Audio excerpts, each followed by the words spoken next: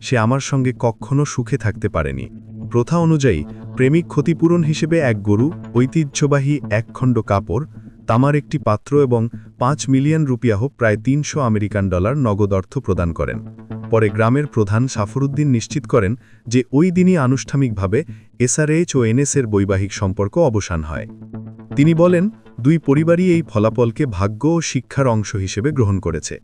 আমরা আশা করি সবাই এখান থেকে কিছু না কিছু ভালো শিখবে। টোলাকি প্রথায় নারীর জন্য একাধিকবার মোয়া সারাপু সম্পাদনে কোনো বাধা নেই, তবে একই রীতিতে পুনরায় অন্য স্বামী খোঁজা সামাজিকভাবে লজ্জাজনক ও নৈতিকভাবে নিন্দনীয় বলে ধরা হয়। এই অনন্য উপায়ে পরকীয়া মীমাংসার ঘটনাটি সামাজিক যোগাযোগ মাধ্যমে ব্যাপক আলোচনার জন্ম দিয়েছে। কেউ কেউ এসআরএইচের মানসিক দৃঢ়তা ও সংযমের প্রশংসা করেছেন। এক নেটিজেন মন্তব্য করেছেন, এসআরএইচ একজন উদার ও বাস্তববাদী মানুষ, কখনো কখনো প্রিয়জনকে ছেড়ে